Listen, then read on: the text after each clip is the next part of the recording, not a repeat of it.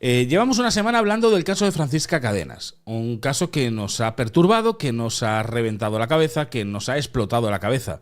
Después de saber todo lo que estamos sabiendo en las últimas horas, que habían encontrado una sierra manchada de sangre, que se habían encontrado dientes, que se habían encontrado pelo, que se habían encontrado ropa interior, que si la tenían enterrada en casa durante 9 años... La verdad es que nos llegó a perturbar. Hoy venimos con un especialista, un criminólogo, que tenemos que ver si se ha encontrado algún caso de este tipo en su vida, en su larga trayectoria, pero sobre todo a que nos dé esas claves y más luz a todo este caso. Vamos a darle la bienvenida y vamos a dar los buenos días a nuestro compañero y amigo Félix Ríos. Muy buenos días, Dani. Buenos días, ¿cómo estás? Encantado de estar por aquí. Hacía tiempo que no me pasaba por tu canal. Me tenías abandonado, ¿eh? No, hombre, tío. Lo que pasa es que no hemos tratado ningún caso a lo mejor así tan como el que estamos viendo ahora. Desde que te divorciaste del caso de Daniel Sancho ya no has vuelto a querer saber nada de mí, ¿eh? No puede ser. No, hombre, qué cojones. Y además, tengo que decirlo, nos ayudaste muchísimo con el caso de Daniel Sancho. Nos ayudaste una barbaridad. Fue donde se inició nuestra relación de amor, fue cuando nos conocimos, ¿no? Eso es verdad, fue así, fue por el caso Sancho, que recibí un día un email tuyo y dije, Félix Ríos, este me suena de verlo en la tele. Digo, este no es el de Cuarto Milenio, y sí, eras tú. Eras tú. Fíjate.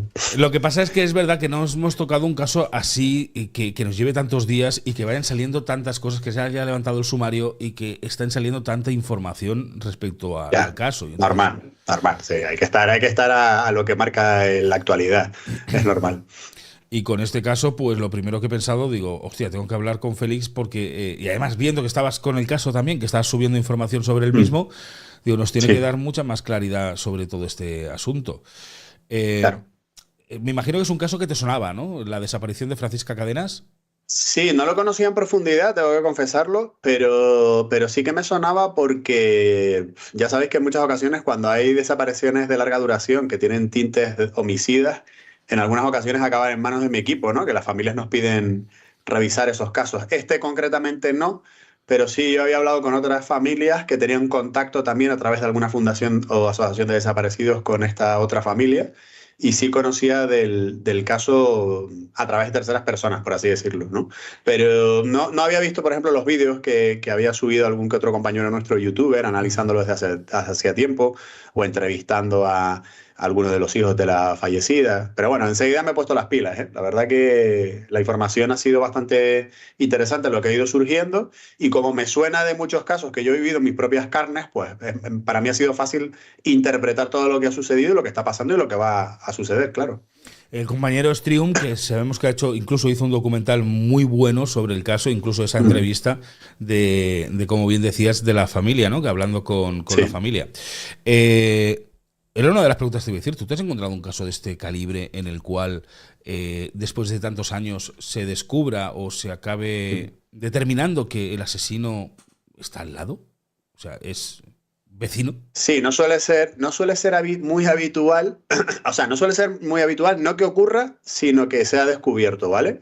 Pero por poneros algunos ejemplos, aquí en Canarias uno de los casos, por así decirlo, que me forjó fue la desaparición de Isabel Canino, que estaba enterrada directamente también en la vivienda del que sospechábamos que era el asesino. Lo que pasa es que en aquella ocasión, no sé si fueron 90 días, lo que duró, por así decirlo, la desaparición hasta que se encontró el cuerpo de la víctima. Además, fue especialmente complejo porque fíjate que en este caso se había encontrado la víctima en un pozo que tenía un doble fondo. Es decir, que la primera inspección la policía había visto que había agua, metió unas varas y no encontró nada y decidieron obviarlo, ¿no? Y luego por una información de una persona que había participado en la reforma de esa vivienda, volvieron, sacaron el agua, rompieron el suelo y encontraron a la víctima.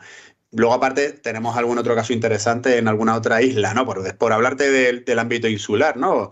Por ejemplo, un guardia civil jubilado que se supone, según su propia versión, después de bastantes años, confiesa ante la policía que, pues, en una discusión salida de tono, empuja a su mujer, se da contra la bañera. Ya sabemos que esta es una teoría bastante extendida a nivel internacional. Sí. Y de hecho se ha empezado a encontrar algún resto de la víctima, pero muy poco, ¿eh? Pequeños trozos que están dificultando a la posible reconstrucción de los hechos, ¿no? Gallego es el nombre del guardia civil jubilado que está en prisión preventiva por este tema. Y a lo largo de lo que es la península ibérica tenemos varios casos de este estilo, ¿no? Que ha habido, ¿no? Se han ido, digamos, desvelando poco a poco porque es complicado. Como veremos, como seguramente vamos a comentar, Dani, aquí lo importante muchas veces no es no es cuándo encontrar al cadáver, sino primero saber dónde buscar y segundo tener la justificación legal para entrar a una casa, levantar el suelo y buscar un cuerpo. Eso no es tan fácil, ¿vale? Ahora nos explicarás todo respecto a cómo procedéis, sobre todo vosotros los criminólogos, porque es una de las grandes preguntas que tengo. O sea, cuando te encuentras una pausa fría en una investigación, cuando te encuentras que ha pasado tantos años y os llaman a vosotros los criminólogos para que abráis otra fuente de investigación y abráis y tal, ¿tenéis autorización de la policía para poder investigar? ¿Cómo lleváis todas esas investigaciones? ¿Luego se la entreguéis a la policía, a la Guardia Civil? Sí. ¿Cómo funcionáis en este caso? Bueno, más o menos, yo te voy a hablar desde mi práctica, ¿no? Yo sé que hay compañeros en España que también se dedican más o menos a cosas parecidas a lo que nosotros hacemos desde hace años. Nosotros fuimos un poco pioneros en lo bueno y en lo malo, ¿no? Pero sí establecimos una metodología de trabajo. Nosotros lo que hacemos el enfoque nuestro es una revisión forense del caso, ¿vale? ¿Esto qué quiere decir? Nosotros empezamos por revisar todo el expediente judicial, a partir de ahí volvemos a hablar voluntariamente con los testigos que se hayan entrevistado en su época, ¿no? Imagina que hablemos de un caso de hace 8 o de 10 años, ¿no? Localizamos a esas personas, volvemos a hablar con ellas, intentamos ver si puede haber información complementaria, volvemos a hablar con los técnicos que han trabajado en el caso, con policías, en alguna ocasión hasta con jueces, con médicos forenses, con expertos en toxicología. Luego hacemos una evaluación nuestra, ¿vale? Por parte de nuestros expertos. Nosotros tenemos expertos que son colaboradores nuestros en toda España. Y, por ejemplo, si hay un informe de genética forense, imagínate, que se hizo en el año 2000, pues nuestros expertos lo van a mirar en el año 2025, donde las técnicas son muchísimo mayores, ¿no? Es un poco lo que hemos hecho, por cierto, con el caso Alcácer y que dio pie a que se autorizaran todas las pruebas de las que estamos esperando, ¿no? Pero básicamente ese es el método. Luego eso se transforma en una serie de informes que se entregan al juzgado por parte normalmente pues, el abogado de la familia de la víctima, y a partir de ahí ya es cuando el juzgado toma la decisión de si reabre el caso, si pone cartas en el asunto, si le pide a la policía que haga algún tipo de gestión donde nosotros no hemos podido llegar, porque, por ejemplo, nosotros para hablar con testigos lo hacen de manera voluntaria, yo no puedo obligar a nadie, ¿no? Y un sospechoso, por ejemplo, puede negarse, puede decir, pues yo no tengo por qué hablar con esta gente. Pero bueno, si nosotros sentamos la base, a lo mejor la policía sí puede solicitarle una declaración policial, ¿no? De hecho, recientemente hemos trabajado en ayudar a desmantelar una secta destructiva que operaba bajo el paraguas de una organización o de un culto de santería. Y hemos tenido una colaboración estrecha con la Brigada de Información de la Policía, ¿no? De hecho, hace poco me comentaron que nos habían propuesto para una mención de honor. O sea que, bueno, pues mira, va a ser la primera vez que nos den las gracias. Y entonces, bueno, ese es un poco como venimos trabajando, ¿no? De todas maneras, el que tenga interés en conocerlo en profundidad, hace ya un par de años publiqué un libro que se llama Postmortem, donde se explica toda la metodología de nuestro trabajo y se explican en cada capítulo casos donde hemos intervenido, como el que te comenté al principio del pozo con doble fondo, para que la gente entienda un poco cómo realmente funciona todo esto de la revisión de casos fríos, que es algo realmente que nos lleva mucho tiempo aquí en España, ¿no? Éramos 4 gatos los que empezamos con esta historia, ahora ya hay más gente que intenta abrirse camino en este sentido, ¿no? En la jungla. Quiero recordaros a todos los que estáis ahora mismo aquí y a los que vendréis a verlo que Félix Ríos tiene su propio canal de YouTube, que es Félix Ríos Criminólogo, donde está subiendo contenido diariamente ahora, en el cual, por ejemplo, está hablando también del caso de Francisca Cadenas. El último vídeo que subió ayer era hablando sobre lo que nos dice la autopsia. Ahora después nos vas a hablar de ello y nos vas a narrar un poquito qué es lo que tú has podido averiguar y lo que has podido ver en esa autopsia. Pero recordaros que podéis iros allí, suscribiros y ver todo el contenido que está subiendo Félix Ríos. Yo te quería preguntar, entonces vosotros sois abridores de casos. Cuando un caso se cierra o no continúa, como es el caso este de aquí, os contratan para que podáis encontrar esas pruebas para que se pueda reabrir. Claro, sí, nosotros hacemos nosotros más que abridores, a mí me gusta que suene abridor de botella. Sí.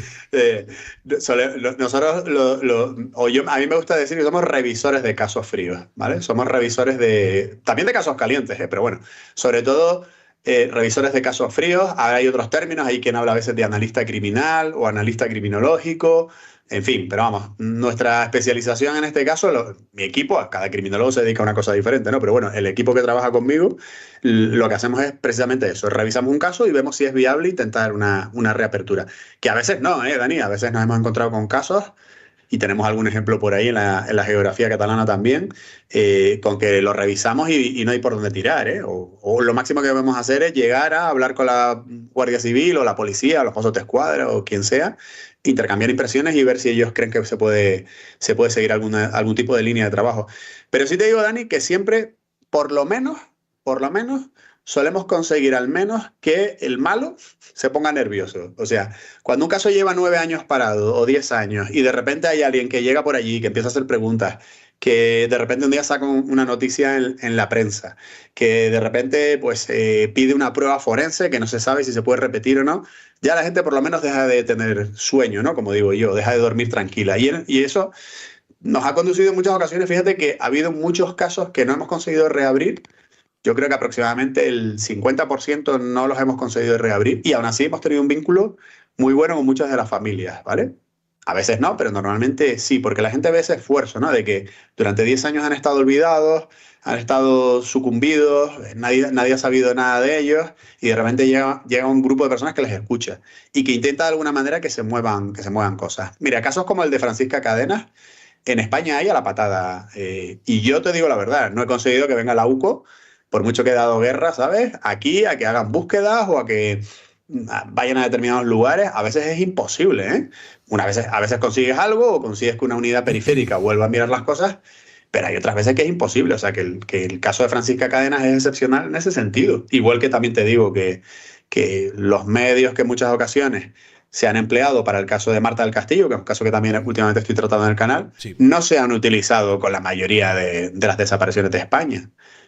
Mucho ojo, que yo encantado de que se utilicen medios y de que venga la UCO y que venga la UDEF central y que vengan unidades a revisar casos, pero la mayoría de las familias no tienen esa suerte y eso es una asignatura pendiente que tiene el Ministerio del Interior, crear una unidad específica seria y bien dotada que pueda dedicarse a revisar los casos fríos, como ocurre en otros lugares del mundo. Yo creo que todos, posiblemente gran parte de tus seguidores, Dareol, seguramente les sonará la serie Cold Case, ¿no? O Expediente Abierto, donde un departamento de la Policía de Filadelfia se encarga solo de revisar casos fríos, ¿no?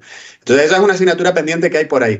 Ahí tenéis suerte, Dani, porque en Cataluña hay una unidad de revisión de casos fríos, que creo que es el único sitio donde lo hay en toda España. Son 3 Mossos d'Esquadra, ¿vale? Creo que es el equivalente a un subinspector, me parece que se llama caporal o algo así. Sí, un caporal. Y dos chicas. Y mucha moral, ¿vale? Y mucha moral. Porque imagínate, revisar todos los casos que en Cataluña no se han resuelto entre 3 personas, tela marinera, ¿eh? Y aún así consiguen cosas, ¿eh? Pero en el resto de España no hay ese tipo de unidades especializadas. Yo te quería comentar sobre eso que estabas diciendo, de que se reabrieran o que hubiesen cuerpos especiales en el cual se dedicasen a reabrir casos. Yo sabía que en Cataluña sí que se hacía, y sabía que eran los Mossos, porque tú sabes que yo soy muy fan de Crims. De crímenes de Carles Porta. Sí, de Porta. Sí, estaba por ahí. Y yo sé que muchos de esos crímenes se dejaron cerrados, muchos de los que salen quedaron cerrados cuando estaba aquí la Guardia Civil y la Policía Nacional.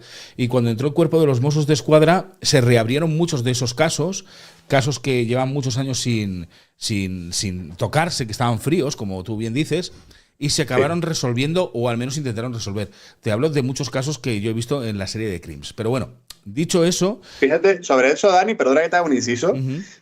Cierto es, pero cierto es en parte, y te explico por qué. Cuando un caso, como por ejemplo el de Elena Jubany, lo ha instruido la Policía Nacional en la época en la que podía instruir en Cataluña, cuando se reabre, aunque ellos ya no tengan competencia, tienen que trabajar en ese caso. No lo pueden llevar los Mossos d'Esquadra. Se pueden hacer algunas gestiones, ¿vale? Pero luego al final es la unidad policial de origen, la que, igual que los juzgados de origen también tienen que ser los que tienen que instruir esos casos, los que los trabajen. Otra cosa es que tú tengas una unidad que efectivamente, incluso antes de la entrada de los Mossos d'Esquadra o después, pueda hacer por lo menos gestiones para informar, ¿no? Y para documentar y para decir, oiga, miren ustedes este tema. En el caso de Angie, ya sabes que yo llegué a hablar con los Mossos de Escuadra y revisaron algunas cuestiones que tenían que ver todavía con la época de la competencia de la Policía Nacional, ¿vale? Pero a nivel informativo, no tanto a nivel luego de instruir.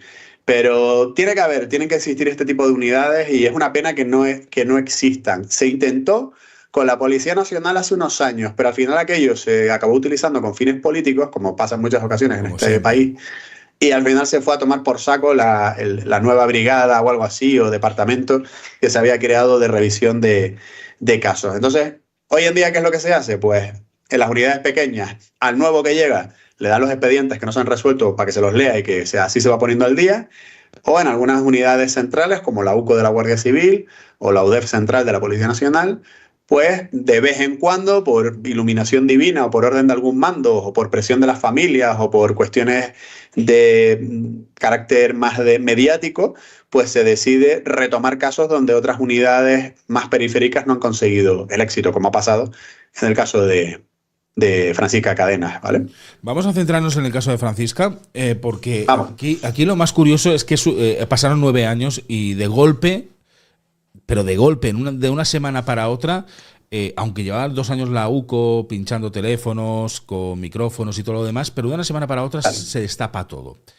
¿Se cometieron errores al principio, Félix, bajo tu punto de vista, con esas primeras inspecciones de la Guardia Civil? Mira, yo creo que hay un dicho, ¿no? En muchas ocasiones en esta profesión que es a toro pasado todos son faenas, ¿no? O sea, quiero decir que cuando vemos un caso con distancia y con tiempo, todo lo que no se ha resuelto antaño nos parece una auténtica chapuza, ¿vale? Yo tendría que ver el expediente, tendría que ver el sumario desde el minuto 1 para hacer una valoración objetiva. Y aún así también habría que ponerse en la piel de los investigadores. Al inicio de mi carrera, hace ya 25 años, es cierto que yo entraba como un elefante en una cacharrería por las comisarías y ponía a todo el mundo de vuelta y media diciéndoles, oye, qué porquería de trabajo habéis hecho, nos da vergüenza. Con el paso del tiempo he aprendido que en muchas ocasiones lo que hay que hacer es, sin llegar a justificar, ¿vale? Ponerse en la piel de los investigadores de la época, de los recursos de la época, las circunstancias de la época, etc. ¿Se podía hacer algo más? Mi intuición me dice que seguramente sí, que se podrían haber hecho muchísimas cosas más. Pero también te digo, hay que ver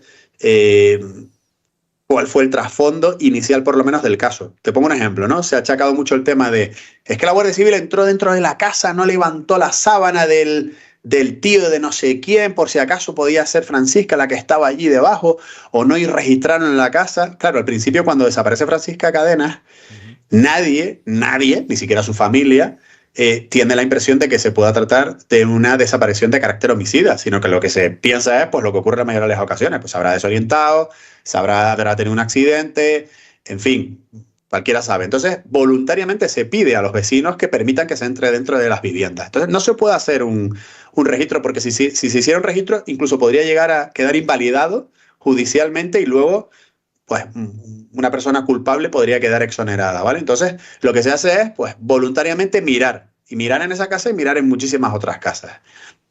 No lo sabemos, no podemos viajar al pasado en el DeLorean, ¿no? De Michael J. Fox, ¿no? Para estar allí y saber si al tirar de esa sábana, pues en lugar creo que el tío de los asesinos, quien estaba allí, pues era Francisca Cadenas. O abrir la puerta de esa habitación o de esa zona de la casa que no se inspeccionó y saber si el cuerpo estaba allí o no. A lo mejor ya la habrían enterrado y no habría justificación para encontrarla. Es que vale, no lo sabemos. Pero entonces yo te pregunto, yo entiendo que no puedan hacer una orden, o sea, no pueden hacer un registro porque no tienen una orden de registro. Claro. Pero claro, si a ti te permiten entrar dentro de la casa, cuenta que el padre, el marido de Francisca, dice que la primera inspección que hicieron la hicieron con muy poca luz y entraron allí, miraron y se volvieron a marchar. Y al día siguiente, esto es lo que cuentan, es cuando pasa lo de las puertas, ¿no? Que abren aquella puerta y ven un cuerpo encima de una sábana y otra puerta no consiguieron entrar. Vale, basándonos en eso, en esa segunda inspección, ya en la primera, que vayan a mirar solamente y no vean nada, pues mira. Pero en esa segunda, cuando tú ves un cuerpo tumbado en una cama, que podría ser la del tío, es verdad, tú no tienes una orden de registro, pero tú le puedes decir, señor no sé qué, se encuentra bien. O sea, quiero decir, da la sensación, desde el punto de vista, viéndolo desde lejos, da la sensación que hicieron una vista rápida y se marcharon. Entonces, De esa, Dani, y de otras muchas casas, pero es lo que te digo, se supone que ellos lo que estaban era buscando una persona que a lo mejor podía haber sufrido algún tipo de accidente o algo por el estilo. No lo sé, ten en cuenta que también en esos pueblos pequeños, normalmente, ¿quién está? Pues está el guardia civil que está a punto ya de jubilarse y que vive cerca y que por eso está allí, o el nuevo que le han dado un destino, que es de Madrid, está allí, que tampoco quiere estar, que no tiene todavía ese rodaje. No sé, o simplemente mala suerte. De todas maneras, te digo una cosa, Dani. Yo soy de la opinión de que dudo mucho que ese cuerpo hubiese sido el de Francisca Cadenas. Yo creo que el cuerpo de Francisca Cadenas, en las horas siguientes a su asesinato, eh, se le, se le dio sepultura, ¿sabes? Raro sería que la gente fuera tan estúpida como para dejar el cuerpo encima de una cama o dentro de una habitación, pues 48 horas, ¿no? No sé cuándo fueron esos primeros registros en las propias viviendas, pero lo veo complicado, ¿eh? Pero bueno, ya te digo, ya no tiene sentido tampoco que discutamos mucho por eso porque no podemos retroceder en el tiempo. Vale, ¿Vale? pues basémonos en el crimen. Entonces, se supone que la descuartizan, que la desmembran, que la Sí. atan, la amordazan, le pegan una paliza porque encuentran los restos óseos. Muchos de ellos tenían fisuras de haber recibido golpes. Y, y yo te pregunto, si la descuartizan, aquello estaría lleno de sangre. ¿Cómo es posible que no encontraran nada en esos primeros registros? A ver, en principio tendríamos que ver el lugar exacto donde fue sepultada para ver qué volumen tenía y qué nivel, digamos, de desmembramiento pues se vieron obligados a realizar. Mucho ojo que a veces para ocultar un cadáver en un hueco más o menos, no te digo un agujero pequeño, pero bueno, en una fosa más o menos normal, en muchas ocasiones basta con quitarle los miembros y la cabeza, ¿no? Yo sé que esto es un poco macabro lo que estamos hablando, pero te lo digo porque además yo sé que lleva muchos casos en México donde es una práctica habitual en los cárteles, pues, de Mm. desmembrar a las víctimas, ¿no? Eh, bueno, pues eso no tendría que llevar demasiado tiempo si tienes las herramientas adecuadas, ¿no? Una motosierra o lo que sea. Y luego la limpieza, pues evidentemente, pues si te das prisa y eres exhaustivo, pues posiblemente y utilizas algún tipo de plástico o lo que sea, no tiene por qué quedar demasiados vestigios. Sí es cierto que posiblemente una inspección ocular, por mucho que hubiesen limpiado a las 24 horas, a las 48 horas, Dani, a las 72 horas, es bastante probable que hubiesen encontrado algún tipo de vestigio. Y, Y y, mucho ojo, y el olor a dime, dime. sangre, ¿no? Y el olor a sangre, porque huele la sangre, Félix. La sangre huele, pero bueno, estamos hablando de un pueblo, del patio de una casa. En fin, no lo sé. El patio supongo que estará al aire libre. Habría que verlo, ya te digo. Y supongo que el cuerpo lo sepultarían rápidamente, ¿no? Yo he tenido casos donde, además, de hecho tenemos uno abierto hace poco, donde lo que se había hecho era aprovechar el hueco de una obra para meter ahí a la víctima, ¿no? Y ya lo estaban sepultando y ¿sabes lo que alertó a la gente? No fue el olor. Dani, fueron las moscas. O sea, los propios trabajadores en el bar comentaron un día, joder, ¿te has dado cuenta de cuántas moscas hay ahora en la obra? Pues sí, además son verdes, tío, sí, sí, tal. Y el padre del desaparecido estaba yendo por los bares intentando conseguir información hasta que le comentaron ese detalle, fueron allí, se abrió y se encontró un cuerpo, ¿vale? Entonces, a veces no es el olor, a veces son las moscas, a veces es el ruido. Depende. Lo que está claro es que parece que o tuvieron mucha suerte, pues también te digo una cosa, Dani, a mí los tíos no me parecen que sean unos genios criminales, ¿eh? No, para nada. ¿Vale? Yo también Yo pienso creo que los igual. tipos tuvieron suerte con muchas cosas y bueno, y hasta ahora pues se habían ido de rositas, ¿no? De todas maneras vamos a ver qué es lo que va a pasar en el resto de la instrucción, a ver quién realmente es condenado, en calidad de qué, si se va a poder demostrar la violencia extrema que presumimos, como tú dices, que hubo sobre la víctima, porque los datos iniciales de la autopsia sí que nos hablan de que ha habido una sucesión de golpes importantes. Lo de las ataduras no tengo claro si fue premortem o postmortem, ¿vale? Ese dato todavía no está confirmado. Puede que las ataduras fueran simplemente para transportar mejor el cuerpo, ¿vale? No para agredirla, no lo sé. Cuando tengamos todos los detalles después de que se levante el secreto de sumario, lo sabremos. Pero todavía queda camino por recorrer, ¿eh? Todavía hay que ir hasta hay que ir a juicio y hay que ver qué es lo que ocurre allí y demás, ¿no? Es que te deja muchos interrogantes por lo que te decía, ¿no? Porque tú al final piensas, dices, a ver si descuartizan a una persona, los salpicones de sangre, si no la han matado antes, es tremendo. Lo que parece ser que no se va a poder demostrar es la agresión sexual, ¿no? Sí, no, mira, eso fue un tema interesante, creo que interesante, ¿no? Que mencioné, no porque yo lo mencione de manera interesante, porque es un tema interesante en estos casos. Fíjate, si a lo mejor junto con la víctima encuentras ropa y en esa ropa encuentras semen, por ejemplo, del agresor, pues ahí ya más o menos blanco y en botella, sabes que ha habido actividad sexual, con lo cual puedes convencer a un jurado de que efectivamente ha habido una agresión sexual, ¿vale? Pero fíjate que en el caso de Manuela Chavero, creo que fue, Ujú. se consiguió hacer entender al jurado que la connotación del crimen tenía carácter sexual, independientemente de que se hubiese cometido la agresión sexual o no, hasta el final, ¿vale? Precisamente por el grado de fantasías del agresor, por objetos, por fetiches, etcétera.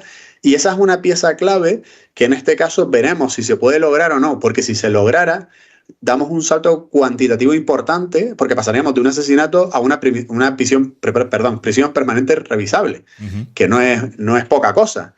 Y ese también ha sido uno de los factores que ha sido determinante para no encontrar el cuerpo de Marta del Castillo, ¿vale? En el caso de Marta del Castillo, Carcaño no tiene la prisión permanente revisable porque digamos, la actividad sexual sí la hubo. Como no hay cuerpo a fecha de hoy no se ha podido demostrar, pero tú imagínate que aparezca el cadáver de Marta y se examine su ropa interior y aparezca ADN de posible origen seminal de Carcaño, de quien sea, pues las cosas hubiesen sido de otra forma, ¿no? Y en este caso va a ocurrir. Yo te digo una cosa, Dani, mi intuición lo que me dice es que evidentemente aquí tiene que haber un componente sexual por algún lado. O sea, no creo que la motivación de Julián, creo que era el nombre, ¿no? Sí, Juli. Del que de momento ha confesado, que haya sido simplemente una discusión, le di un mal golpe y me la cargué. Sobre todo también porque sabes que ha trascendido algún que otro dato posible sobre el tema de las intervenciones, donde se escucha a los hermanos tener conversaciones con un cierto tinte en ese Sí, sentido. Entonces, cierto. mucho ojo que veremos lo que ocurre cuando se levanta el secreto sumario y cuando vengan los análisis pues, de la ropa interior que han encontrado en casa de ellos, en fin, de lo que los objetos o los elementos que pudiera haber de ropa con la víctima, las intervenciones telefónicas, porque a lo mejor resulta que sí se le va a poder dar un carácter sexual al caso, ¿eh? Vamos a verlo. Cambiaría la Vamos a condena. verlo. Cambiaría la condena que, por lo que dices tú, Hombre, pasaría de. pasa de 20 años a estar ahí toda la vida. O sea, no es poca cosa. Pero además aquí, añadiendo en el punto de la condena posible que le pudiera caer, ya estás viendo que la defensa está intentando introducir que tuvo un brote, punto uno, y punto Claro. dos, que era que consumía cocaína. Mm. Eh, si no me equivoco, esto no lo vas a corregir tú, se puede saber si era consumidor habitual de cocaína mediante el pelo, ¿verdad? Sí, correcto. José Duarte lo que va a hacer, si no lo ha hecho ya, es solicitar una prueba sobre el cabello para ver si esta persona era un consumidor habitual de cocaína. Pero esto es lo de siempre. Nosotros podemos saber si es un consumidor habitual de cocaína, pero no podemos retrotraernos al pasado y saber si en ese momento tenía un proceso de embriaguez cocaínica o de un ataque de lo que sea, etcétera. Eso se va a discutir con la dinámica de los hechos anterior y posterior. Es decir, si le dio ese brote, luego habrá que valorar, bueno, te dio ese brote, pero luego no fuiste a decir, oiga, es que esto me ha ocurrido y ha sido una cosa accidental o que yo no lo pretendía, no diste un paso al frente y avisaste a la policía, no avisaste a los servicios médicos, sino que dijiste, vamos a ocultar el muerto y aquí no ha pasado nada, ¿vale? Entonces, es la única línea de defensa también que le queda al abogado. Fíjate que no pueden, Dani, como en otros casos como que tú y yo conocemos, más alguno que te he mencionado, decir, discutimos, la empujé, se dio contra la bañera y murió, ¿vale? No pueden. ¿Por qué? Pues porque ya el estudio más antropológico que de autopsia de los restos de Francisca ha determinado que hay una importante violencia en el cuerpo, diferentes huesos y demás, la rotura del hueso hioides, que suele estar, digamos, emparejada con un proceso de estrangulamiento. O sea que tiene que admitir sí o sí que por lo menos ha habido una violencia extrema, ¿vale? No una violencia puntual sobre el cadáver. Entonces, está tirando de la única línea de defensa que de momento tiene. Y a vérselas venir, porque él no tiene el sumario todavía, está en secreto de sumario. Cuando se levante el secreto de sumario, veremos a ver qué es lo que hay, ¿eh? Entonces, ¿a cuánto se podría llegar a reducir una condena? Si estamos hablando que ellos consiguieran defender la hipótesis del consumo de drogas y el brote. A ver, vamos a ponernos en el mejor de los escenarios de cara a la defensa, ¿vale? Que yo lo considero muy, muy, muy, muy poco probable. Podrías intentar demostrar una enajenación mental transitoria y que de ahí, pues, no fueras responsable de lo que ha ocurrido, por lo cual se te declararía inocente y en todo caso habría que ver si se te podría aplicar alguna medida diferente, ¿no? De internamiento en algún centro de desintoxicación, etcétera. Pero bueno, esto es muy complicado que vaya a ocurrir, ¿vale? Segundo, que el tema de la droga de alguna manera se pueda extrapolar de una manera intermedia. Entonces le aplicaría una especie de atenuante. Podríamos bajar pues de 10 a 15 años, quitarle, digamos, un porcentaje de la pena, ¿vale? Imagínate, 8 años, 10 años o lo que sea. Pero estos son, ya te digo, escenarios muy, muy, muy optimistas para la defensa. Aquí lo más probable es que acaben cumpliendo condena, por lo menos el autor principal, por un delito de homicidio, si se monta bien la acusación por un delito de asesinato y si hay suerte,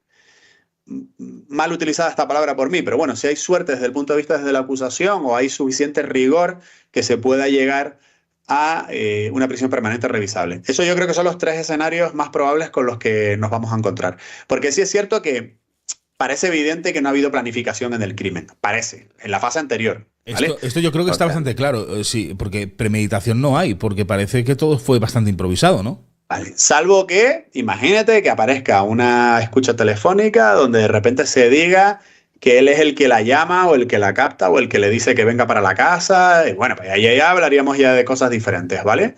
Pero de momento con los datos que hay, no parece que haya una premeditación previa al crimen. Luego sí hay actos planificadores, digamos, para ocultar el cuerpo. Eso sí está claro que ocurre. Entonces, yo creo que donde nos vamos a mover va a ser en esa brecha, Dani. Homicidio, asesinato. Y si suena la trompeta para la acusación, prisión permanente revisable derivado de sumar el delito de agresión sexual. Vamos a ver qué es lo que ocurre. Pero Félix, si hablamos de una disociación por parte del asesino, por parte de Julián, el asesino confeso, estamos, bueno, esto se podría llegar a desmontar porque él durante 9 años ha sido consciente de la muerte de Francisca y de dónde la tenía. Correcto. O sea que la disociación aquí no vale para nada. Sí, correcto. Esto a ver, el argumento típico de acusación cuando el de defensa es en crímenes que no son inmediatos, sino que pasa tiempo, es decir, no el clásico asesinato de un señor que mata a su pareja y sobre la marcha va y se entrega, no estamos ante esa situación. Si se supone que tú en frío no has hecho nada, por regla general, la mayoría de las sentencias lo que entienden es, oiga, aquí no se puede hablar de un momento de ofuscación porque usted tuvo tiempo luego cuando se le pasó, ¿no? Aquí ha habido años y años donde usted ha podido dar un paso al frente y decir, oiga, Francisca está aquí, me aterroricé de lo que había sucedido cuando fui consciente de lo que había hecho y aquí estoy para lo que tenga que responder, ¿no? Como eso no ha ocurrido de esta forma, pues básicamente va a ser muy, pero que muy, muy difícil que se defienda, ¿no? Pero bueno, oye, los abogados de la defensa también tienen que ganarse el sueldo, como yo digo, ¿no? Muchas veces no se trata de que consigas la defensa de tu cliente, sino que consigas la menor pena o la pena justa con respecto a lo que ha hecho, ¿no? Y basándonos en el hermano, Lolo, ¿qué nivel de implicación crees tú que tiene? A mí me pica, no sé por qué, pero a mí me pica en la nariz que aquí hay que puede que haya algo más de implicación en el asunto. Sí es cierto que parece ser que la coartada, que siempre se ha mencionado, que él no estaba en la vivienda, que estaba creo que con el padre en el hospital, pues más o menos, por los intervalos de horas, creo que más o menos coincide con que pudiera ser así.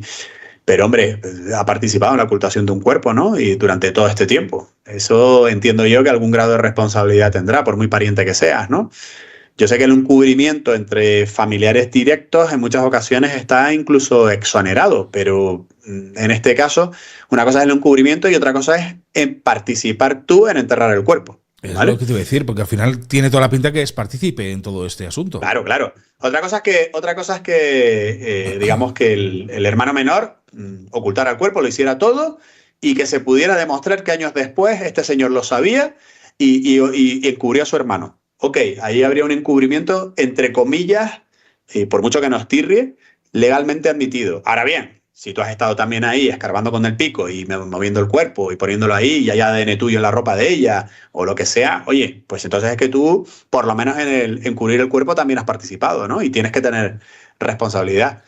Todo va a depender del resultado de las pruebas que están pendientes. Hay toxicología pendiente, habrá alguna prueba a lo mejor médica también secundaria que tendrá que salir a la luz, habrá que ver la interpretación de las escuchas telefónicas, En fin, todo eso habrá que verlo, ¿no? Y cuando llegue ese momento, pues veremos si es niño o niña, ¿no? Como decimos nosotros. En esa casa no vivían solamente los dos hermanos, en esa casa vivía también el tío y vivía el padre. En aquellos tiempos, en aquella época, los dos estaban vivos y vivían dentro de esa Claro. casa. Claro, pero fíjate que hay una, perdón que que te corto otra vez, Dani. Sí, sí. Hay una ventana de oportunidad en el momento en el que se supone que el hermano mayor y el padre se van de la casa y creo que el tío, no sé si estaba prácticamente incapacitado o qué, ¿no? Me suena que pasaba algo de eso. Claro, habría que ver, ¿no? También qué pasaba allí, pero yo creo que ahí es donde tiene lugar esa ventana de oportunidad para que él cometa el crimen en una cierta atmósfera de intimidad. Vale, entonces, poniéndonos en la situación, vivían 4 personas, 2 de ellas estaban fuera, estaban en el hospital de Mérida. Ajá. Según la versión de Lolo, él llega 45 minutos después, ¿no? Él llega sobre las 11:45, llega a la casa.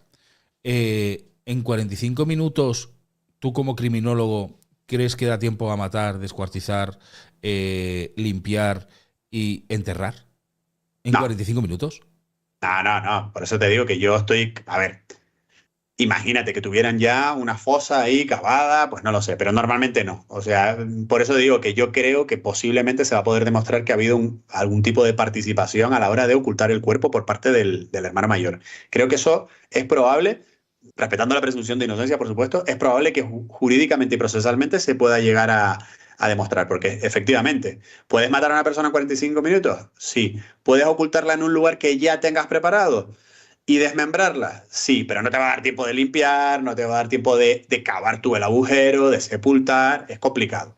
Por eso digo que yo creo que aquí eh, vamos a ver lo que ocurre, pero la participación del hermano mayor yo creo que habrá sido bastante más activa de lo que realmente creemos, o por lo menos de lo que sostiene la defensa, ¿vale? Según ha comentado o ha declarado Juli, su hermano mayor ejercía poder sobre él. Esto es lo que él ha comentado. Hablando con psicólogos, dicen que es bastante habitual en hermanos mayores sobre los pequeños. Suelen ejercer, porque los pequeños los tienen como su Dios, ¿no? Como lo tienen como su. Y es verdad que suelen ejercer, esto lo dicen los psicólogos. Entonces, el nivel de implicación, porque las escuchas también los hemos escuchado, en la cual le decían, no tienes que hablar con la prensa, o por qué sales a esta hora, o por qué. Claro. Involuntariamente también tendría implicación el hermano. Por mucho que no haya participado, el hermano, sabiendo del crimen, involuntariamente también sería partícipe de guiar a su hermano a cometer el delito, en cierta manera. A ver, yo creo que lo que ocurre, y yo creo que no es tanto cuestión de psicólogos, sino de sentido común, es que, por regla general, la jerarquía en las familias pues, siempre ha sido lo mismo, ¿no? Hay que respetar al hermano mayor, sobre todo cuando falta el padre o cuando falta esa figura paterna, pues muchas ocasiones es el hombre de la casa, digamos, el que se transforma en ser el hombre de la casa, pues suele ser el hermano mayor o la hermana mayor, puede ocurrir, ¿no? En el caso de mi familia, pues tenemos una hermana mayor, ¿vale? Y es normal que ocurra esto. Ahora, una cosa es que yo tome las riendas porque tú la has cagado y a partir de ahora voy a intentar arreglar el desatino que has hecho, y otra cosa es que yo sea el hermano mayor y por lo tanto todo lo que tú hagas es producto de que yo te lo he ordenado. No, eso son cosas diferentes. Y fíjate, Dani, que si volvemos al caso de Marta del Castillo, recuerda que las escuchas telefónicas en muchas ocasiones que salieron a la luz pública, se escuchaba el hermano mayor de Carcaño diciéndole tú estate tranquilo, tú haz esto, tú lo otro, porque bueno, es normal que se asuma ese rol, ¿no? Si tú aprecias a tu ser querido y tu ser querido entiendes que ha cometido un error, pues lo vas a intentar proteger. Sí, eso es un tema de naturaleza humana, ¿vale? Otra cosa es cómo hagas esa protección, ¿vale? Porque también puedes decirle, oye, tío, mira lo que has hecho, vamos a dar la cara y te vamos a ayudar en lo que podamos a nivel judicial o penitenciario o lo que sea, pero oye, tienes que ser responsable de lo que has hecho, ¿vale? Esa es la diferencia. Ahora, que aquí haya un poder supremo, superior, que te controle y que te haga que tú agredas y mates y tengas esa violencia en medio de un posible consumo de cocaína de tu vecina, pues no, mira, yo hasta ahí no firmo el tema, ¿no? ¿Por qué tardaron 9 años bueno, 9 no, 7 años en reabrir el crimen? ¿Por qué entró la UCO? Mira, a ver, es que aquí también hay que aclarar una cosa. Una cosa es una reapertura judicial de un procedimiento y otra cosa es la reapertura de la investigación policial. En muchas ocasiones la policía puede reabrir, digamos, su expediente y desarrollar gestiones sin necesidad de que el caso esté abierto judicialmente. Una vez desarrolla esas gestiones, si creen que está fundamentado la necesidad de actos que tienen que estar tutelados por el juez, como una escucha telefónica, como un registro, etcétera, entonces ya sí hay que solicitar la reapertura y el juez podrá decir, pues sí o no. En este caso, ¿qué es lo que yo creo? Pues ha pasado como en la mayoría de los homicidios sin resolver en España. Pasan por periodos donde se archiva judicialmente, luego la policía hace algunas gestiones, a lo mejor esas gestiones dan en saco roto, otras veces no, se reabre un tiempo, se vuelve a cerrar. Aquí lo que ocurre es que yo creo que los 2 últimos años la UCO se ha estructurado suficientemente bien la investigación, las intervenciones, ha intentado que baje la guardia, digamos, los malos, que eso también a veces es importante, y en ese momento, pues ya estando justificadas las intervenciones telefónicas y sobre todo las escuchas, porque no olvidemos que aquí ha habido un elemento importante que es el microfonar determinados lugares de la vivienda de los autores, ¿no? Que esto es una medida muy excepcional que no se lleva a cabo en todos los casos, ¿vale? A partir de ahí se reúne la información suficiente y ya se le dice a su señoría, aquí hablan de un rincón de la casa, aquí hablan denos una orden de registro y entramos. Y el juez sobre la marcha se la daría. Que estoy seguro que el juez, la intención personal del juez sería, oye, yo estoy deseando tener los motivos para poder decirte, toma la orden de registro y entra dentro de la casa. Pero como somos un país que se rige por normas procesales y democráticas, pues esto no es me pica en la nariz que está aquí y entro y lo hago, ¿no? Tienes que agarrarte a algo porque si no, como luego te lo invaliden, se quedan libres, ¿no? Y hay que tener cuidado con eso. No sería el primer caso que en España, por culpa de no tener una orden de registro, por mucho que se quiera abocar la ley Corcuera o cuando estábamos en el COVID o lo que sea, bueno, pues no sería la primera vez que una operación policial queda anulada completamente por no haber cumplido los requisitos legales, ¿no? Entonces es lo que ahora sí que se ha podido hacer. Félix, ¿en algún momento se cierran los casos cuando no se llega a una conclusión final? O sea, ¿tiene algún tipo de caducidad o siempre siguen abiertos y siempre se pueden reabrir? A ver, aquí tenemos que aclarar conceptos. Si hablamos del término apertura procesal judicial, ¿vale? Significa que los trámites en el juzgado están absolutamente todos parados cuando hay un archivo provisional. Se le llama sobreseimiento, ¿vale? Provisional, ¿vale? Eso es la forma normal en la que un caso que no se resuelve se archiva. Eso no quiere decir que policialmente, en algunas ocasiones, pues la poli de buena fe pues pueda hacer cosas. Otras veces, nada. Otras veces sí, ¿vale? ¿Cuándo se deja de investigar uno de estos casos ya de manera definitiva porque está completamente prescrito? Pues cuando pasan X años. En el caso de los homicidios estamos hablando de 20 años, ¿no? Cuando pasan ya 20 años desde la última diligencia que se realizó contra una persona, el caso prescribe con respecto a esa persona. Vamos a poner un ejemplo o 2 ejemplos claros. En el caso de María Ángeles Molina, alias Angie, con respecto a la muerte de su primer esposo en Canarias, que fue el caso, la parte donde nosotros participamos más, a fecha de hoy, creo que hicimos el cálculo hace no mucho, ya ha prescrito. Hace no demasiado, pero ya ha prescrito. Ya no se podría intentar reabrir judicialmente esa parte, digamos, de la presunta vida criminal de esta persona, ¿vale? Pero, por ejemplo, si hablamos del caso Alcácer, a la gente le sorprenderá saber que con respecto a Anglés, a pesar de que el caso tiene más de 30 años, no está prescrito. ¿Por qué? Porque todavía se siguen haciendo gestiones judiciales donde se dirigen, digamos, de alguna manera a este señor. Y como el caso no se ha archivado, no empiezan a contar esos 20 años, ¿vale? Entonces, depende de cada caso, Dani. No siempre es, pues si pasó en el año tal, venga, 20 años. No, la suma no funciona así. A veces puede ser más tiempo, ¿vale? Ayer analizaste tú lo que dice la autopsia. ¿Qué has visto? ¿Qué has encontrado en esa autopsia? ¿Qué es lo que más te ha llamado la atención? A ver, los datos que han trascendido son los datos del informe preliminar de autopsia. ¿Qué quiere decir? Los forenses hacen el estudio, en este caso es un estudio más de carácter antropológico por el estado del cuerpo que casi de autopsia, pero bueno, vamos a llamarlo autopsia, y a partir de ahí lo que se encuentran es que hay enorme violencia sobre la víctima, incluida la rotura del hueso hioides. ¿Qué quiere decir? Pues que ha sufrido un montón de golpes y que muy probablemente ha sufrido estrangulamiento. Eso ya nos sitúa en una dinámica de los hechos muy concreta. ¿Qué resto de datos ha arrojado el informe preliminar, vamos a decirlo así, aunque aunque no esté escrito con fotografías todavía ese informe, sí hay un informe sintético que se le habrá trasladado al juez, que se le habrá trasladado a la Guardia Civil y que se usa para ir trabajando. Pues la data de la muerte también, que el estado, digamos, de putrefacción del cuerpo, por así decirlo, corresponde a un periodo de 9 años. Pues sí, a lo mejor tiene algún tipo de atadura premortem o postmortem, que ese tema no está demasiado claro. ¿Qué tipo de instrumento se ha podido utilizar para desmembrarlo? Porque luego se casará eso con, por ejemplo, la sierra que tú mencionaste que se encontró dentro de la vivienda. ¿Podría haber servido esa sierra para amputar el miembro? Pues habrá que verlo, ¿vale? Habrá que verlo. Y luego, pues, elementos relacionados con el tema del enterramiento. Esos son los datos fundamentales, ¿vale? Por mucho que el informe, pues, tendrá matices, tendrá algún estudio a lo mejor complementario, no sé si de entomología o algo por el estilo, pero básicamente esos son los datos que han ido trascendiendo y los que van a trascender. Lo que queda básicamente para mí importante es saber sobre todo el tema de si en los efectos que se encontraron en el cuerpo pudiera haber algún tipo de ADN de él o los agresores. Eso sí que va a ser importante, porque yo sinceramente, Dani, dudo mucho que estos señores hayan guardado la motosierra o el instrumento con el que hayan descuartizado el cuerpo durante 9 años allí. Si lo han hecho, es que son menos inteligentes de lo que ya de per se parecen, ¿vale? Lo lógico sería que se hubiesen deshecho de esos elementos. Bueno, a ver, encuentran una motosierra con manchas de sangre, que esto ya es muy llamativo. Pero lo de las manchas de sangre yo no tengo claro que se haya confirmado por ahí, ¿eh? Ten en cuenta que para eso, o sea, tú coges una sierra, imagínate.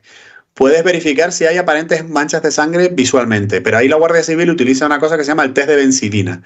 El test de benzidina son una especie de gotas que se echan que de manera orientativa, pues en la cuchilla o en los dientes de la sierra, se mira si hay reacción. Si hay reacción, significa que es posible que sea sangre. Luego hay que hacer un análisis posterior, que no creo que haya llegado todavía, donde hay que hacer un análisis de confirmación, que en muchas ocasiones puede ser el test de Adler o etcétera, ¿no? Pueden ser diferentes tipos de test. Y ahí es donde realmente se sabe si hay sangre. Y luego hay que hacer ADN para ver si es de la víctima. Y eso también tarda.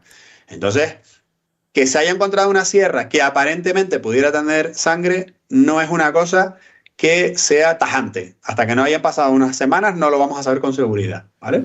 ¿Y las salpicaduras de sangre en la puerta, 9 años después?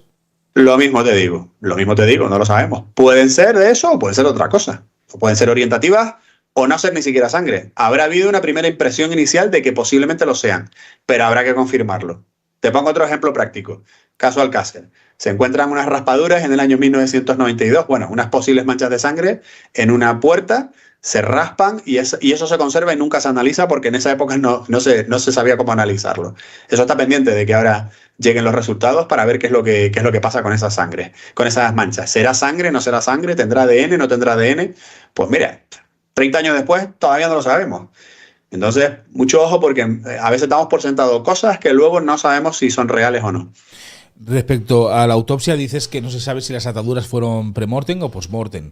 En un principio lo que se han encontrado han sido restos óseos.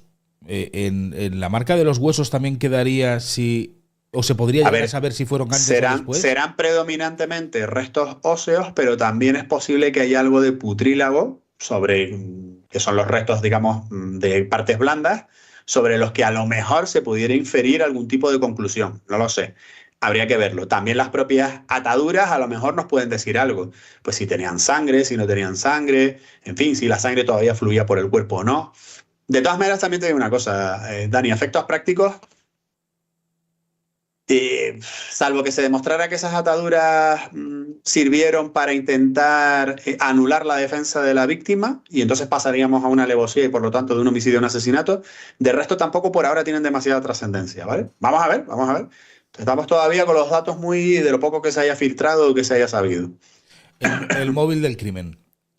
Mucha gente habla de pues, que lo dan por hecho, aunque no sé si se podrá llegar a demostrar que fue una agresión sexual, que quisieron violarla y todo lo demás. Pero si no fuese una agresión sexual, nos estaríamos basando en un brote. Si no fue, no tiene por qué. No fuera una agresión sexual, podría tratarse simplemente de un homicidio sin que haya un brote de por medio. Puede haber una discusión simplemente, o puede ser que este señor, pues, yo qué sé, le tuviera un odio aférrimo por alguna razón. No lo sabemos. O sea, no el hecho de que no haya indicios de actividad sexual implica que no se trate de un asesinato. Es decir, la motivación del asesinato, para que tú lo entiendas, Dani, jurídicamente no tiene peso en la mayoría de los casos. O sea, si yo a ti te mato por odio, por racismo, por celos o por robarte dinero, sigue siendo un asesinato y va a tener la misma pena, ¿vale? Otra cosa es que haya dos delitos, ¿vale? Que haya una agresión sexual y que luego te mate. Ahí ya hay dos delitos y entonces ya pasamos del asesinato a la prisión permanente revisable. Entonces, hay matices importantes, ¿vale? Hay matices importantes y habrá que irlos viendo, ¿vale? Pero lo del brote yo lo veo muy complicado, eso no se va a poder demostrar, porque aunque se demostrara que este señor tenía un consumo recurrente a la heroína, a la cocaína, a lo que sea, tú no puedes saber cuál era el estado de consumo en el momento de la comisión del crimen. Y por supuesto, tuviste 9 años para contar lo que había sucedido si realmente fue en contra de tu voluntad. Así que por ahí no va a tener salida. Vamos, salvo que ocurra un milagro, que a veces ocurren, ¿eh? Para las defensas, digo. Hay una cosa muy curiosa que dijiste en uno de los vídeos que has subido sobre el caso, en el primero que subiste sobre el caso, que dices que no, lo que no es normal que llegue un asesino de cualquier lugar, mate y se vuelva a marchar. Que lo más habitual es que sean personas cercanas e incluso hasta familiares. Sí. ¿Qué porcentaje estamos hablando de personas conocidas que son asesinos? Mira, eso está estudiado por lo que se llama la criminología rural, ¿no? Que normalmente los enunciados, dependiendo del país, pues nos hablan de que el 90%, al menos el 90% de los crímenes que se cometen en un ambiente rural siempre son por parte de una persona que es un vecino del pueblo, ¿vale? O un tío que linda con tu finca, que eso es muy típico. En Canarias en los años 80, el 80% de los asesinatos era, y en el sur de España supongo que también, y en algunas zonas de payeses de Cataluña, mi terreno... basta aquí porque me lo dijo mi bisabuelo y el tipo del terreno de al lado dice, no basta esa piedra, que basta ese árbol. Ah, sí, pues no, venga, pum, pum, pum, una hostia y al agujero, ¿vale? Ese es el típico crimen de la España antigua, ¿no? De los crímenes por Turraco y todo esto, ¿no? Sí. Que conocemos también, ¿vale? Hoy en día la mayoría de los crímenes en el entorno rural suelen ser estos, ¿no? Recuerdo también, ahora no caigo el nombre, creo que era Socorro la víctima. No sé si te acuerdas, una chica que era profesora, vivía en un pueblo y salía a correr, ¿no? Y cuando llegó, no sé si fue a otro pueblo o a otra zona de la aldea, pues fue su vecino el que con intención de agredirla sexualmente acabó con su vida, ¿no? O sea, es lo normal y lo habitual, es lo que está súper estudiado a nivel de criminología en Occidente. No tiene por qué cumplirse siempre. A veces puede ocurrir que hay un asesino transeúnte, pues que por lo que sea, o por una razón, o que de repente atropelle accidentalmente a una persona y luego oculte el cuerpo, pues sea el autor. Pero en la mayoría de las ocasiones, pues quien está más cerca es quien te puede hacer más daño. Porque además tiene la oportunidad, tiene el contacto, tiene la intimidad y tiene la confianza, que es importante para cometer un asesinato, claro. Hostias, es que esto te da un poquito de miedo, ¿eh? Porque al final estamos hablando de un porcentaje del 90% que puede ser una persona conocida, porque claro, la motivación entonces o suele ser celos, o suele ser envidias, o sí, agresiones sexuales, pero es de personas cercanas a ti. O sea, siempre. En criminología rural es así. Y en criminología en general, Dani, y esto te hablo de la época en la que yo estudiaba hace 25 años ya, en la Universidad de Las Palmas, nos decían los profesores siempre al principio de la clase, no se olviden que el 75% de los crímenes de sangre que se cometen son entre personas que se conocen, y de estos el 80% lo son a su vez entre personas que tienen una relación de pareja o análoga, ¿vale? Y eso en términos generales, pero ya cuando nos vamos a la criminología rural, la estadística sube al 90%, 90 o 90 y pico. Uf, me parece una barbaridad, de verdad. Así que, Dani, llévate bien con tus vecinos, sí, que nunca se sabe lo que puede pasar. Totalmente de acuerdo, porque tú fíjate que siempre piensas, o al menos yo creo que la mayoría de mortales pensamos que quien te puede llegar a asesinar va a ser una persona que no conoces. Nah, pero porque eso es el claro, pero que es el tópico que tenemos de la televisión. ¿Por qué nos apasionan los asesinos en serie? A pesar de que los asesinos en serie en muchas ocasiones para la criminología son los menos interesantes, porque a veces es más complicado resolver un caso de una persona cercana que no de un desconocido que comete 7 asesinatos y por lo tanto hay 7 víctimas, 7 escenarios, etc. ¿Por qué? Pues porque realmente nos crea una inseguridad emocional el pensar que una persona a la que no le hemos hecho nada acabe con nuestra vida. Por eso son tan interesantes para nosotros el tema de los asesinos múltiples, sean asesinos en serie, asesinos masa, asesinos relámpago, asesinos a larga distancia, etcétera. De ahí viene esa paradoja que tenemos y por qué la mayoría de las series que vemos normalmente suelen ser de este tipo de asesinatos. Pero fíjate, Dani, que tú conoces muchos más casos que yo, me atrevería a decir a nivel divulgativo, ¿vale? Yo qué sé, el crimen de la Guardia Urbana, gente conocida. El crimen de Maje, gente conocida. Incluso los de Angie, gente conocida. ¿Y cuántos más, no? Podemos mencionar los marqueses de Urquijo, yo qué sé. Sí, sí, sí. Puerto Urraco. El 90% de los casos que mencionaremos seguramente son así. ¿Qué casos son excepcionales? Pues el de Ferrandis, el que era el violador de Castellón, en fin, y otros muchos que de repente dices tú, hostia, pero es que aquí hay una persona que yo no le he hecho nada y me puede matar. Claro, esa es la parte que a ti te apasiona, pero no es la realidad del porcentaje Bueno, de pues lo que ocurre, ¿no?, en la calle. avisamos a toda la audiencia que tengan coartada siempre. Tener coartada siempre, porque si algo le pasa a un vecino o algo, vais a ser sospechosos. O sea, tener coartada siempre. Intentar siempre estar junto con alguien o hacer algo que tengáis esa coartada, porque si no vais a ser sospechosos. Fíjate que en ese sentido, Dani, es habitual también que cuando la gente comete asesinatos, sobre la marcha se deja ver con alguien para que parezca que en algún momento, si la investigación avanza, puedan bailar los horarios y se pueda definirlo, ¿no? En el caso de Marta del Castillo, hubo testimonios que se dieron por válidos o no, que si habían visto o no a Carcaño con la silla, porque todo eso giraba en torno a un programa de televisión que habían estado viendo. Pero claro, ¿cuánto dura un programa de televisión de para mí admirados ciudadanos españoles que siguen viendo la tele? Yo no lo hago. Pues joder, ¿cuánto puede durar? Pues 20 minutos con la publicidad, 1 hora. Entonces, ¿cuándo lo viste? ¿A las 7 o a las 8? Al final, la gente en muchas ocasiones, fíjate que cuando veo reconstrucciones de crímenes, me he tenido, por cierto, que ver otra vez toda la serie que publicó Triun de Marta del Castillo, porque yo creo que es el tío que más lo ha tratado. Aparte que ahora que estoy estudiando el sumario, pues tengo que estar contrastándolo todo. Pero fíjate que nos centramos en muchas ocasiones con los horarios. No, es que esto, el horario casa con no sé qué, no sé cuánto. Mira, yo te pregunto ahora, Dani, tú no tienes ni idea de lo que hiciste ayer a las 7 de la tarde. O sabrás un intervalo aproximado. Pero seguro que no sabes qué ropa llevaba tu mujer cuando entró en la habitación, o si tu hija te llamó por teléfono, o si no. Al final todos son aproximaciones. No puede haber una cronología absoluta y estricta hoy en día, salvo que la policía tenga esto, tuyo. Sí. Allá las cosas son diferentes, ¿vale? Pero si no, ¿quién se va a acordar de lo que hizo ayer? Yo a veces no me acuerdo ni de lo que he hecho el día anterior en general, para que encima me pidan que sea concreto con 1 hora. No, es complejo, ¿vale? Tienes toda la razón. Y además cuando esto se alarga te dicen la semana pasada, el jueves pasado, ¿qué fue lo que hiciste? 9 años después. ¿A qué hora lo vio?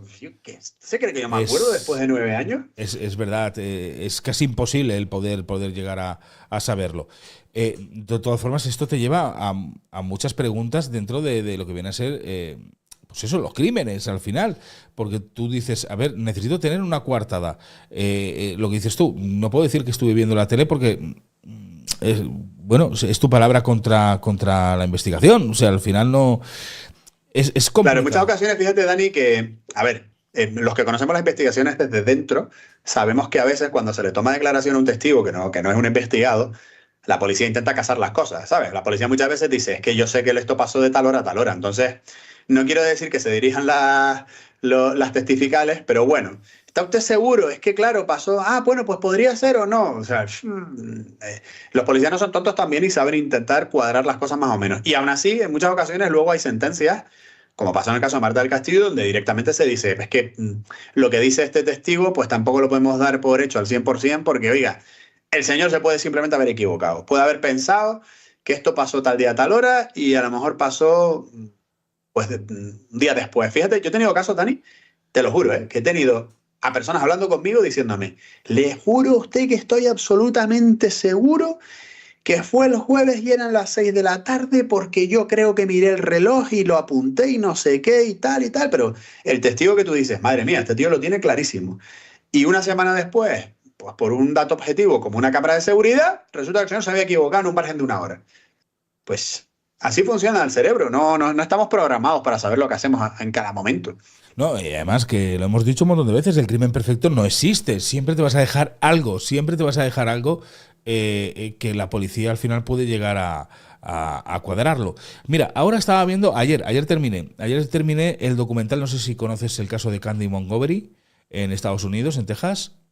¿Sabes lo que pasa, Dani? Que fíjate que esto es curioso, porque la gente me dice mucho, oye, Félix, ¿has visto el documental de...? Yo, cuando tengo tiempo libre, No ves crímenes. intento leer novela histórica. Es como si tú, en tu tiempo libre, te dedicas a ver, no sé, películas sobre youtubers, imagínate y tal. Entonces, intento evitar verlo todo. Ahora, cuando trato un caso, sí, digo, bueno, pues venga, ahora estoy con el caso de Marta del Castillo, pues maldita gana que tengo, pero me voy a ver el documental de Netflix, o me voy a ver los vídeos de Triumph o vídeos que hayas podido hacer tú o lo que sea y me documento. Pero yo por regla general, en mi tiempo libre, te lo juro que no creo que los médicos vean Anatomía de Grey, ¿vale? Pues yo intento evitar ver cosas de crímenes. Ahora bien, tengo que decir una cosa. Sí me suelen gustar, y ahora si quieres hablamos de ese documental, que a veces me enrollo, me suelen gustar las series, fíjate tú, que es curioso, que son de temas digamos, de crímenes, por así decirlo, pero en que no están tan centrados en la investigación criminal, sino que se centran o en la acción, o en otro tipo de contextos, o en la mafia, me gustan ese tipo de cuestiones, o incluso de mafias policiales.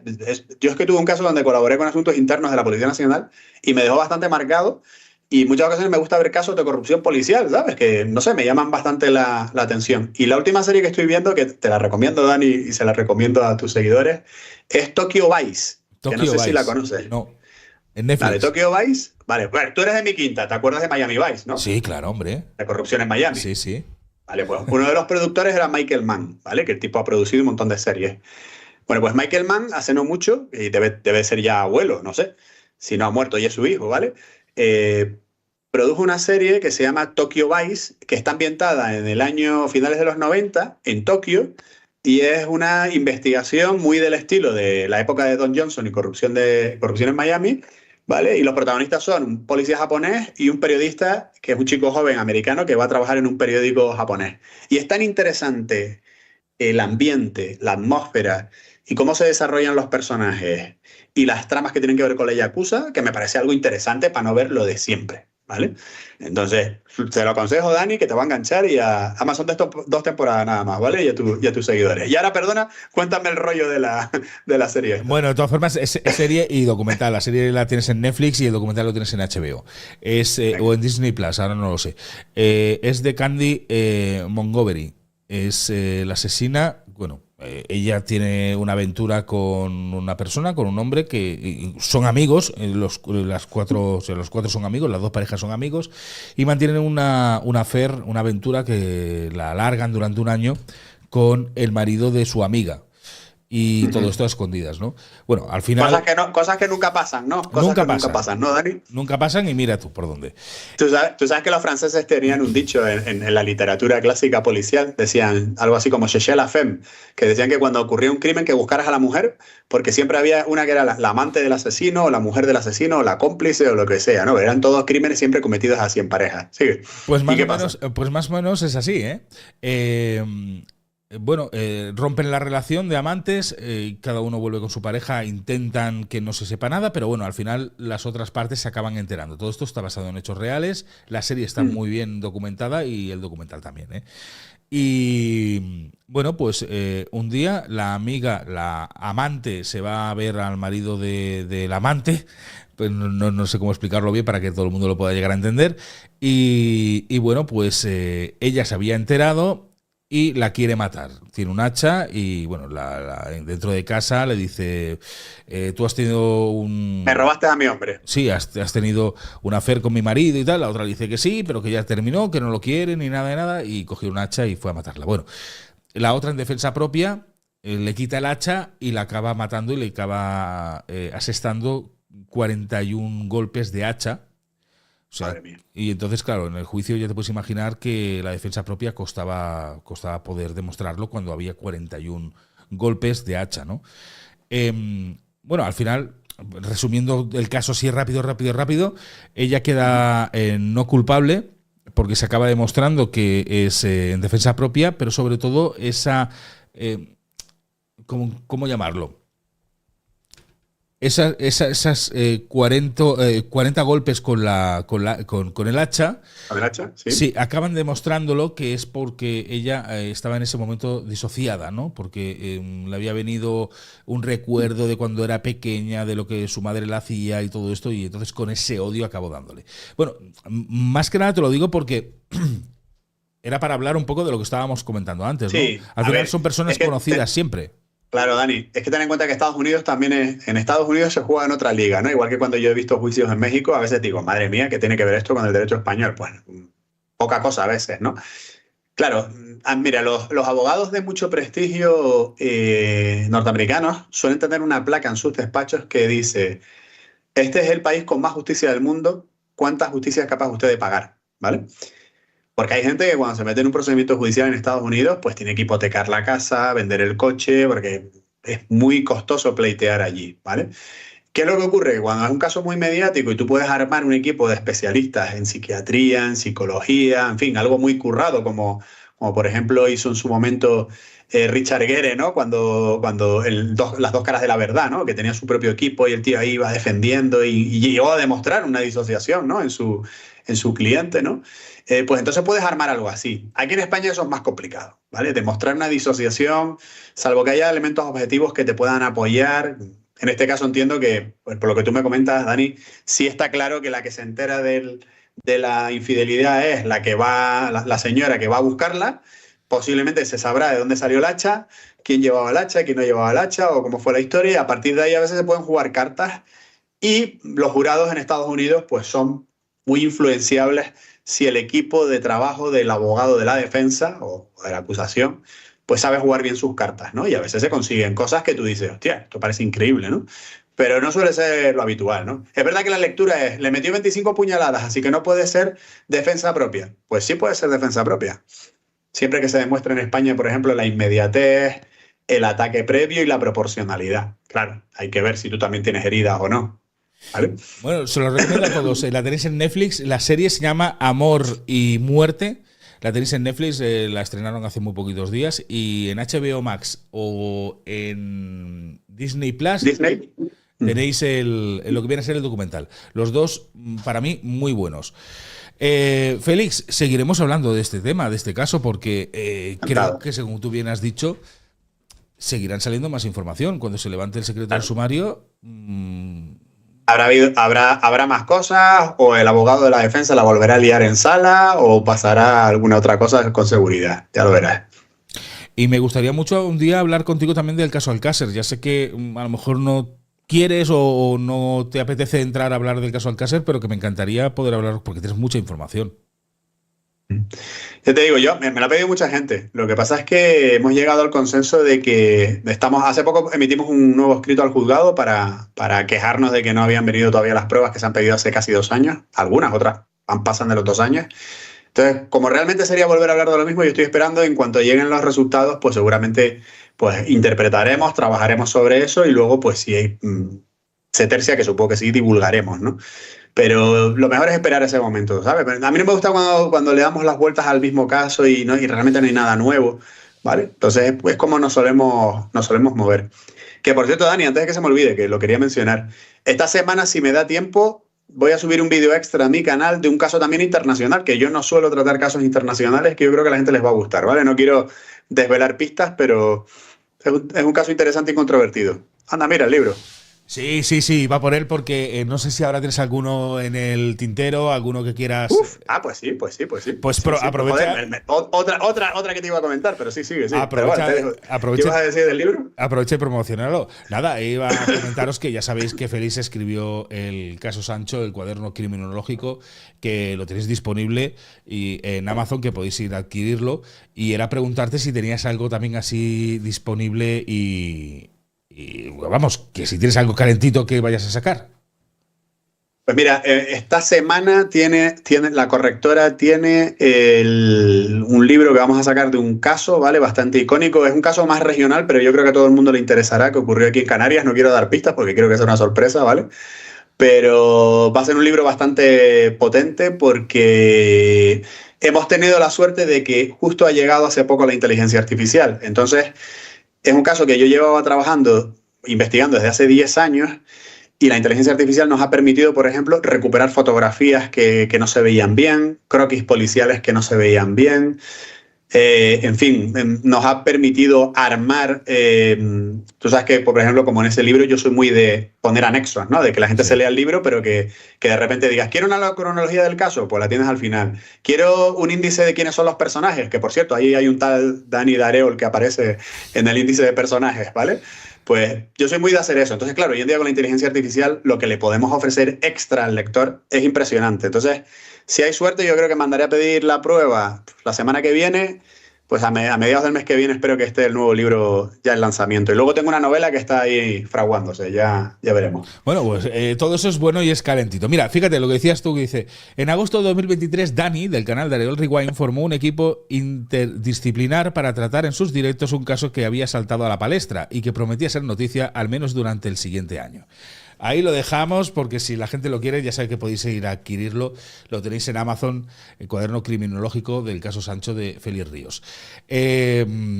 Documentales, ¿tienes alguno así pendiente? Sabemos que estuviste hace muy poquito en el caso Angie de Netflix, que hubo problemas porque Angie había denunciado a la productora. Te cuento, Dani, te cuento noticias. En unos meses, creo que es en septiembre, tengo que ir a declarar como testigo en el procedimiento judicial de Angie contra Netflix, ¿vale?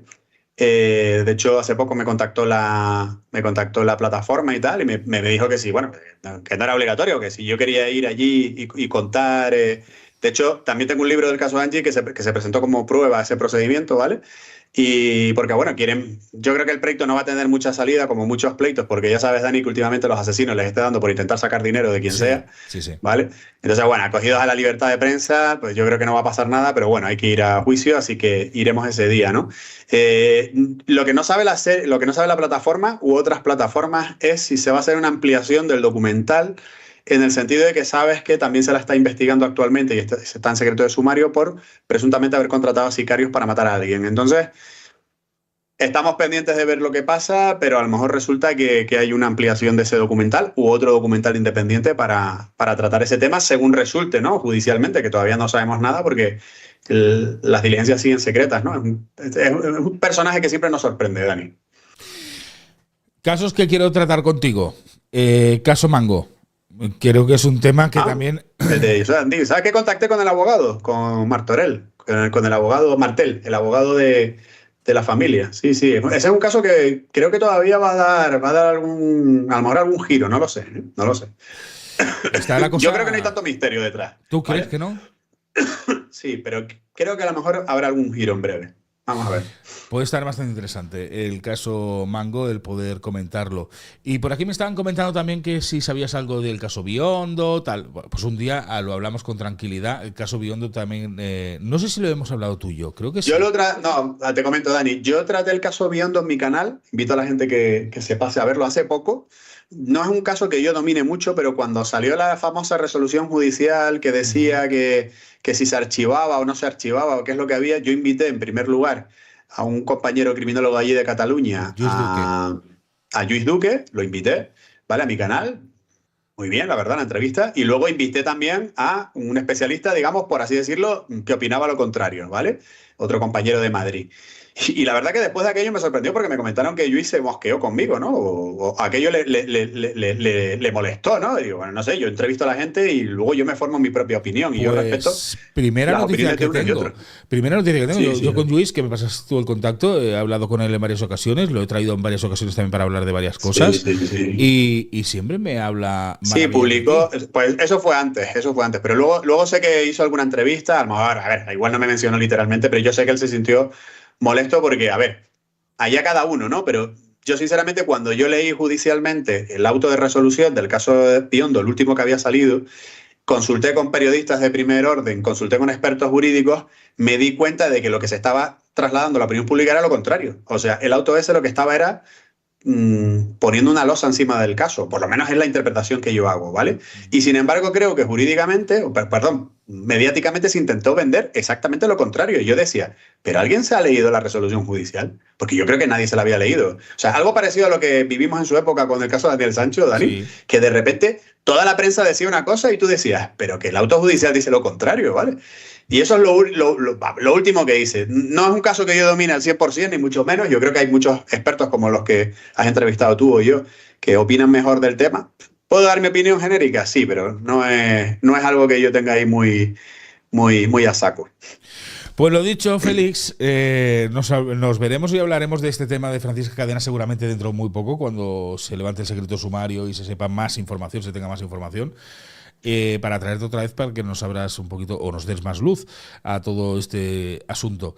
Y el caso Mango, pues me encantaría, porque yo tengo sospechas reales de lo que ocurrió, tengo dudas reales de lo que pudo ocurrir. Por Vale. la información que ha salido, ¿no? Y porque el juzgado de Martorell decidió volver a seguir investigando, ¿no? A seguir investigando el caso. Entonces, si siguen investigando es porque hay cosas que no acaban de encajar o no acaban de cuadrar. Es la sensación que da, ¿no? O hay alguien dentro del entorno familiar que está a disgusto con el tipo con lo que ha ocurrido, porque en función de lo que se determine en esta investigación, pues la herencia se balanceará en un sentido o en otro. No olvidemos que parte de esta historia deviene de que hay un enfrentamiento, yo creo que conocido, o más que conocido, entre los hijos y la última mujer de Andic, ¿no? Entonces, cuando hay dinero por medio, los pleitos suelen ser más largos. Ya. Pues Félix, nos vemos. Muchas gracias por habernos acompañado hoy y nada más, que nos vemos próximamente por aquí. Encantado. Cuídate mucho, un abrazo.